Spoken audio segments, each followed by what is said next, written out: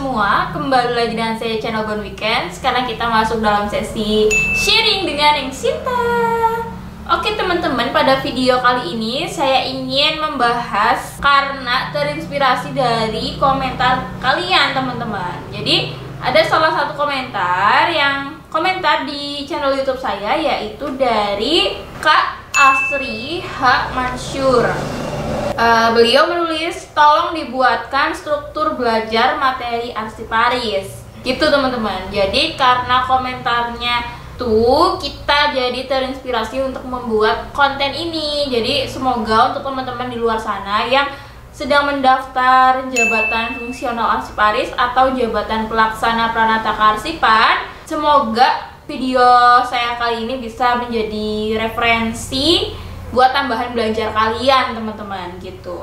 Sebelum kita bahas lebih lanjut, jangan lupa buat support selalu Gone Weekend. Caranya klik like, tinggalkan komentar, serta subscribe. Jadi materi ini merupakan referensi materi yang pernah saya pelajari untuk mempersiapkan SKB CAT saya pada formasi CPNS tahun 2018. Waktu itu saya mendaftar di salah satu kementerian dan ini referensi yang saya pelajari teman-teman. Jadi untuk teman-teman di luar sana yang sekarang mendaftar pada jabatan fungsional arsiparis atau jabatan pelaksana pranata kearsipan, saya rasa kedua jabatan tersebut itu masih satu rumpun teman-teman. Jadi ini bisa menjadi referensi untuk kalian belajar.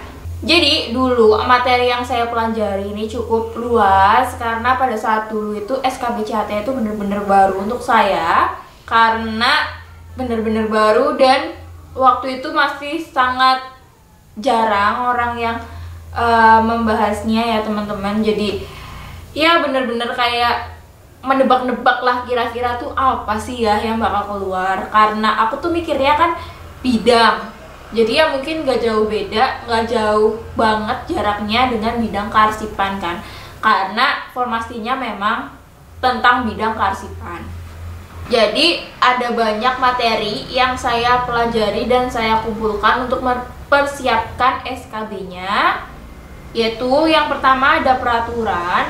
Peraturan di sini yang pertama adalah Undang-Undang Nomor 43 Tahun 2009 tentang Kearsipan. Kalian yang dari jurusan D3 Kearsipan atau D4 Kearsipan pasti nggak asing banget dengan undang-undang ini. Jadi karena undang-undang ini sangat pokok dan inti, kalian tuh mau nggak mau harus baca dan pahami isinya teman-teman.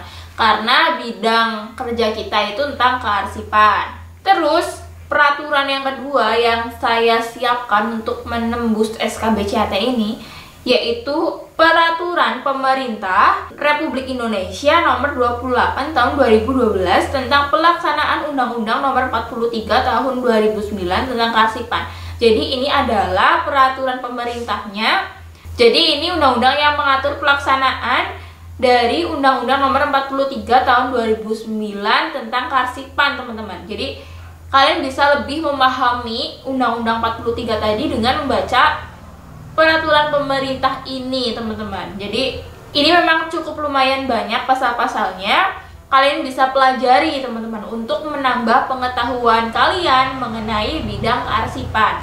Selanjutnya kita masuk ke dalam peraturan yang mengatur tentang jabatan fungsionalnya, yaitu Peraturan Menteri Pendayagunaan Aparatur Negara dan Reformasi Birokrasi Republik Indonesia atau yang biasa kita kenal dengan Permenpan RB.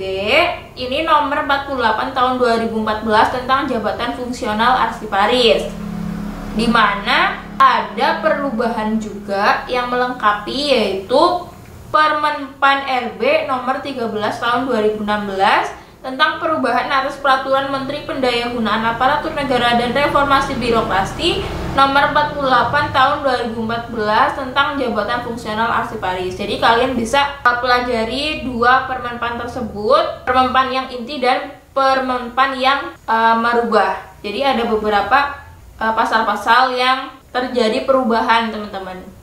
Jadi kalian harus pahami juga. Dari Permenpan Nomor 48 Tahun 2018 tentang jabatan fungsional arsiparis, kalian bisa lebih mengerti sebenarnya apa itu tugas pokok arsiparis, hasil kerja arsiparis, dan uraian jabatan fungsional arsiparis pada peraturan tersebut yang terdapat pada bab 5 pasal 8 teman-teman. Jadi pada bab 5 dari peraturan nomor 48 itu disebutkan kalau tugas pokok arsiparis adalah melaksanakan kegiatan pengelolaan arsip dinamis, pengelolaan arsip statis, pembinaan kearsipan, dan pengolahan dan penyajian arsip menjadi informasi. Jadi ini benar-benar sangat luas banget dari A sampai Z dari bidang kearsipan teman-teman. Jadi lingkup kerja arsiparis itu menurut saya sangat besar dan luas karena dari arsip dinamis sampai statis, sampai pembinaan kearsipan, dan sampai pengolahan arsip menjadi informasi. Kalian bisa baca lebih lanjut tugas pokoknya, uraian jabatannya, sampai hasil kerjanya pada peraturan nomor 48 teman-teman. Terus yang terakhir ini, aku tuh belajar seluruh materi kuliah karena aku berasal dari D3 Kearsipan teman-teman. Jadi aku pelajari seluruh mata kuliah dari semester 1 sampai semester 6. Aku baca-baca lagi catatan lamaku.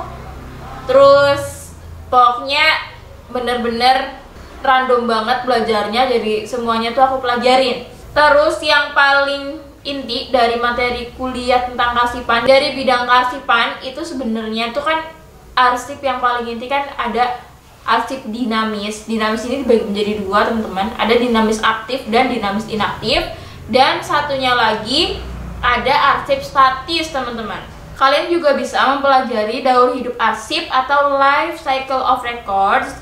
Jadi dimulai dari tahap penciptaan atau penerimaan, terus ada pendistribusian, penggunaan, pemeliharaan, dan seterusnya teman-teman. Dari daur hidup arsip kalian bisa melihat misalnya kayak penerimaan, kita bisa mikir, atau penciptaan kita bisa mikir intinya tuh isinya apa, berarti menciptakan, berarti ini proses yang sangat awal. Misalnya kayak menciptakan surat atau tata naskah dinas dari suratnya, terus pemberkasannya. Misalnya dari penciptaan aja, misalnya menciptakan sebuah arsip, itu kan harus ada tata naskah dinasnya seperti apa, kalian bisa pelajari.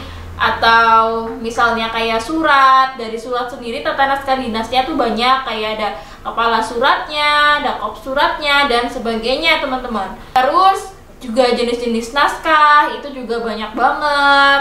Kalian bisa mempelajari dari setiap aspeknya. Misalnya kayak penciptaan tuh ada apa aja, distribusi itu ada apa aja, penggunaannya tuh kayak gimana, terus pengelolaan dan pemeliharaannya itu seperti apa gitu teman-teman. Jadi dari daur hidup arsip pun kalian bisa ngerti apa yang harus dipelajari. Sekian dulu, semoga bisa bermanfaat untuk kalian calon-calon arsiparis ataupun calon-calon pranata kearsipan. Semoga kalian mendapatkan nilai SKB bagus dan semoga bisa masuk ke pemberkasan ya teman-teman. Sekian dulu informasi yang bisa saya sampaikan. Jangan lupa buat support selalu Bon Weekends. Caranya klik like, tinggalkan komentar, serta subscribe.